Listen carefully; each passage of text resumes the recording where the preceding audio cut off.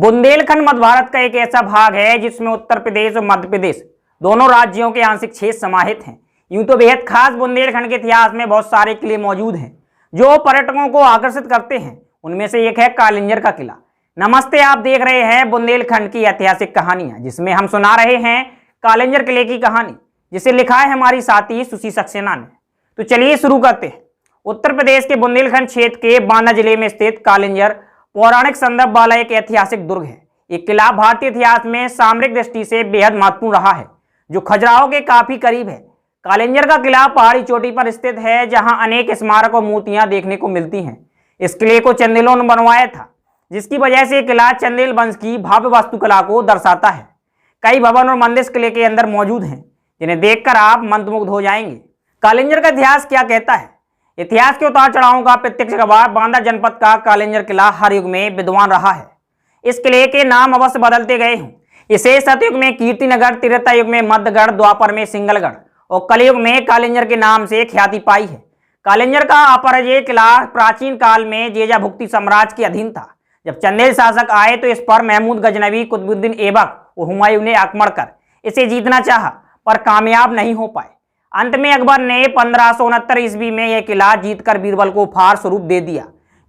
बीरबल के बाद यह किला चंदेल राजा छत्रसाल के अधीन हो गया। इसके बाद किले पर पन्ना के हरदेव शाह का कब्जा हो गया। 1812 ईस्वी में यह किला अंग्रेजों के अधीन हो गया। कालिंजर किले में क्या रहस्य छिपा हुआ है? कालिंजर पहाड़ी की चोटी पर स्थित इस किले में अनेक स्मारकों और मूर्तियों का खजाना है। इन चीजों से इतिहास के विभिन्न पहलुओं का पता चलता है। चंदेलों द्वारा बनवाया गया यह किला चंदेल वंश के शासनकाल की भव्य वास्तुकला का उदाहरण है। इस किले के अंदर कई भवन और मंदिर हैं। इस विशाल किले में भव्य महल और छतरियां हैं, जिन पर बारीक डिजाइन और नक्काशी की गई है। किला हिंदू भगवान शिव का निवास स्थान माना जाता है। किले में नीलकंठ महादेव का एक अनोखा मंदिर भी है। 6वीं शताब्दी से आज तक इतने लंबे अरसे में तो यादों पर भी वक्त की गत चढ़ जाती है, पर यहाँ जिस राज की बात की जा रही है वह 1500 साल बाद भी जिंदा है। एक किला जो पहाड़ों पर सीना तान कर खड़ा है। इसमें एक रहस्य है। सन्नाटे को चीरती घुंघरुओं की चीख है, तो कहीं तिलस्मी चमत्कार है। इसकी दास्तान कितनी सच है, कितनी झूठ, पता नहीं, मगर ये शक हमेशा बना रहता है कि इस किले में कोई रहती है और साथ में रहती है उसके घुंघरुओं की आवाज।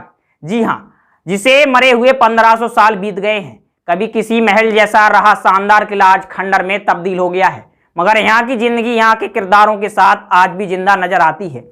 यहाँ के वीराने आज भी किसी के जिंदा होने का एहसास कराते हैं। रात की तन्हाई अक्सर घुंघरुओं की छनकती आवाज में टूट जाती है। कालिंजर के इस दुर्ग में काली गुफाओं के साथ कई रहस्यमय तिलिस्मी भी हैं। रात होते ही इन गुफाओं में एक अजीब सी हलचल होती है। किले में दाखिल होते ही कई रहस्यमय छोटी छोटी गुफाएं दिखाई देती हैं, जिनके छोर का अता पता नहीं चलता। कालिंजर के रहस्यमय किले में 7 दरवाजे हैं। इन 7 दरवाजों में से एक दरवाजा ऐसा है जो सिर्फ रात के सन्नाटे में खुलता है, और सिर्फ यहाँ से निकलता है एक रास्ता जो कि रानी महल ले जाता है। कालिंजर के किले में मौजूद रानी महल में हर रात महफिलें सजा करती थीं। कहते हैं आज भी 1500 साल बाद शाम ढलते ही एक नर्तकी के कदम यहाँ उसी तरह थिरकने लगते हैं, और उस नर्तकी का नाम पद्मावती था, जो गजब की खूबसूरत थी। एक किला चंदेल साम्राज्य की मिलियाकत हुआ करता था। अब बाहें हैं कि कालिंजर के किले में हीरे जवाहरातों का एक बड़ा जखीरा मौजूद है। रोमांच और चमत्कार से हटकर कालिंजर का पौराणिक महत्व शिव के विषपान से भी है। समुद्र मंथन में मिले विष को पीने के बाद शिव जी ने इसी कालिंजर में विश्राम करके काल की गति को मात दी थी, इसलिए इस जगह का नाम कालिंजर पड़ गया। यहाँ पर नीलकंठ महादेव मंदिर आज भी प्रसिद्ध है, जिसके ऊपर ही पहाड़ के अंदर एक और कुंड है जिसे स्वर्ग कहा जाता है। इस किले की खूबसूरती को रोशनी से खौफ का साया भी धुंधला पड़ता नजर आता है। इसमें कितनी सच्चाई है, कितना झूठ है, ये सब राम जाने। आपको वीडियो कैसा लगा कमेंट माध्यम से हमें जरूर बताएं, और आप बुंदेलखंड की कौन सी कहानी सुनना चाहते हैं आप वो भी हमें बताएं। मेरा नाम है धर्मेंद्र और कैमरे के पीछे हैं गौरव। धन्यवाद।